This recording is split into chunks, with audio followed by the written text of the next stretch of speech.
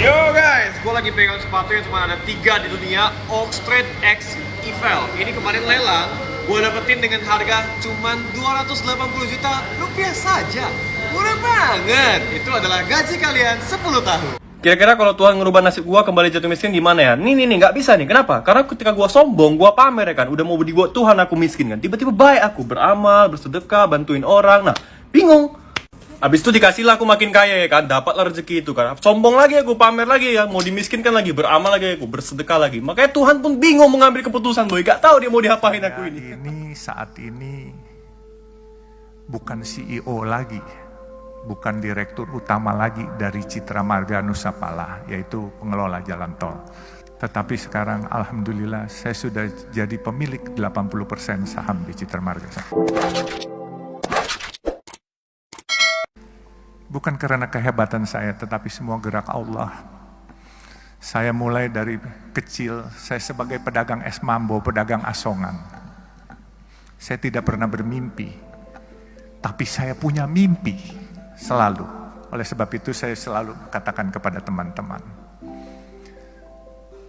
dalam hidup ini kita harus punya mimpi. Tetapi mimpi itu harus kita juga yang membuat menjadi kenyataan. Jangan biarkan mimpi itu berangan-angan saja di kepala kita. Tapi kita harus jadikan kenyataan. Untuk membuat itu bagaimana? Kita jadi orang harus jujur dan amanah. Kedua, harus sayang kepada orang tua, karena doa orang tua ini membuat jalan kita jadi mulus. Dulu cita-cita cuman jadi tukang parkir. Waktu saya sekolah SMA, saya suka liwat di daerah Pasar Baru. Saya tanya tukang parkir, satu hari dapat berapa sih? Dapat 10.000 sampai 15.000. Waktu itu satu mangkok bakmi hanya 300 perak. Jadi kalau 10.000 sama dengan 33 mangkok. Andai kata saya makan satu hari 3 kali, saya masih bisa save 30 mangkok. Berarti saya masih bisa jadi tukang parkir aja udah cukup. Itu cita-cita waktu SMA. Terus saya bermimpi, kok orang-orang bisa sukses? Bagaimana cara sukses? Satu hari saya ke toko buku. Saya lihat buku bagaimana jadi orang sukses. Saya nggak punya uang. Saya hanya duduk ke sana, saya numpang baca, terus saya pulang. Saya bacain buku bagaimana cari orang sukses. Jadi orang sukses itu harus rajin bekerja. Dan juga jangan lupa berdoa. Dan juga jangan lupa jujur. Dan jangan lupa juga sayang kepada orang tua. Dan minta ridho barokah dari orang tua. Itu intisarinya. Dan saya selalu bermimpi memang menjadi orang sukses. Mimpi itu saya sendiri pesimis waktu itu untuk jadi, untuk sukses. Tetapi seperti saya katakan, bahwa ini semua gerak Tuhan, bukan gerak saya. Saya punya usaha kayu dulu di Kalimantan, saya bikin triplex.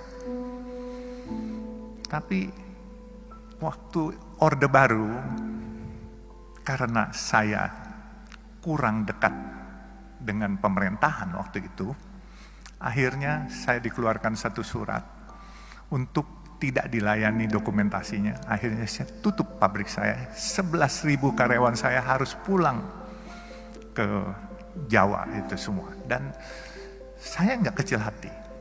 Saya bilang, ya Allah, kalau memang ini rencanamu, nggak apa-apa. 11.000 karyawan bedol desa semua pulang. Saya diam, terus saya coba lagi untuk berusaha lagi. Tetap kadangkala jatuh bangun itu pasti. Ya ada hal-hal waktu 2008. Saya ingat itu pabrik tahun 94 saya tutup dan saya 2008 diajak seorang teman. 14 tahun saya pensiun itu ibaratnya nggak ada kerjaan. Diajak seorang teman untuk ikut di perusahaan pemboran minyak lepas pantai. Tapi 1 tahun, saya bilang ini bukan bidang saya. Kemudian saya tahun 2012 saya ditawarkan oleh pemegang saham yang sedang berantem. Pemegang saham jalan tol Citra Marga Nusa Pala Persada.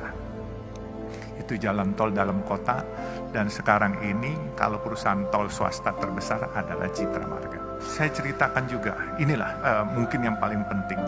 Waktu saya masuk di Citra Marga, ini pemegang sahamnya berantem, menanyakan kepada saya, kamu berani nggak jadi direktur utama? Saya bilang, kenapa harus saya? Karena ini raksasa-raksasa lagi pada berantem semua. Waktu itu Citra Marga yang punya adalah Ibu Tutut di antaranya. Terus ada Robi Sumampau, Robi Kete. Dan ini naga-naga semua lah. Kebenaran saya ini kelahiran Kalimantan Timur. Dari Sungai Mahakam saya lahirnya. Lalu saya jawab sama teman-teman saya, selama enggak nyuri, saya berani apa saja, saya bilang, dan tidak korupsi. Akhirnya saya ditunjuk sebagai direktur utama.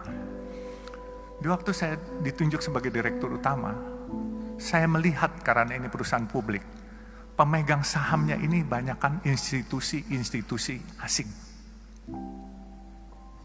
Saya lihat ini perusahaan bagus. Kenapa saya bilang bagus?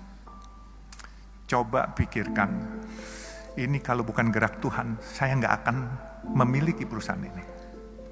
Saya dulu punya perusahaan kayu, saya pernah punya restoran, saya pernah punya hotel. Hotel pelayanan nggak baik, omset akan turun, orang nggak balik lagi. Restoran makanannya asin atau pedas, kepedesan, orang besok nggak balik lagi. Makanya saya bilang, saya bisa dapat jalan tol ini, coba pikirkan jalan tol. Kalian pernah lewat jalan tol, bayar, macet, marah-marah hari ini, brengsek nih jalan, macet, bayar pula. Besok kalian dengan senyum nganterin duit lagi kepada kita. Nah itu bedanya.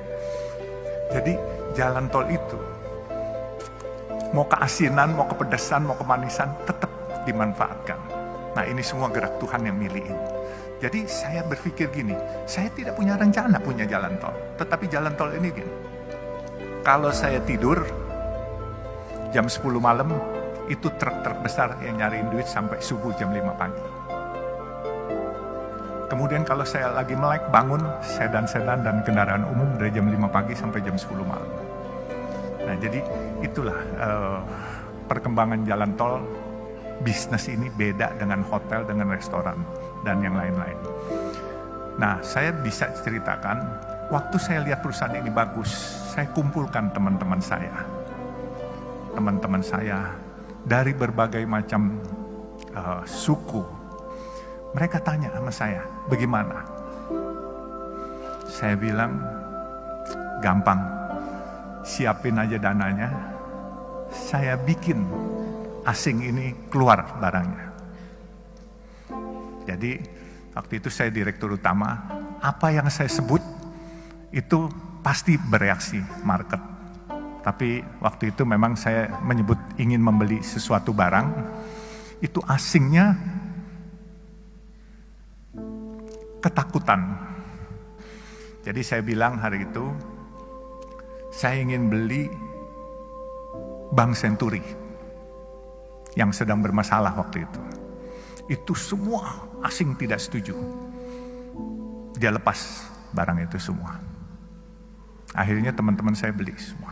Saya pikir ini sesuatu perusahaan yang besar, dan kenapa saya bilang besar? Dia punya omset untuk dalam kota 600.000 kendaraan per hari. Memang biaya pembangunannya cukup besar. 600.000 kendaraan kali 9.500 rupiah. Kurang lebih hampir 6 miliar, 5,4 miliar per hari. Kalau kita nggak sombong, kita selalu mau tahu dan bertanya. Saya belajarnya ini dari supir dan dari marketing rokok. Waktu saya umur 17, tetangga saya itu agen rokok. Jadi saya suka duduk ngobrol sama supirnya, sama marketingnya. Saya selalu tanya. Kalau nggak sombong pasti kita mau bertanya. Kalau sombong, misalnya orang ngomong apa, kita sok bisa, padahal kita nggak ngerti apanya. Itu kita harus tanya. Nggak usah malu-malu, tanya apaan sih? Ini menambah wawasan kita. Nah, setelah menambah wawasan kita,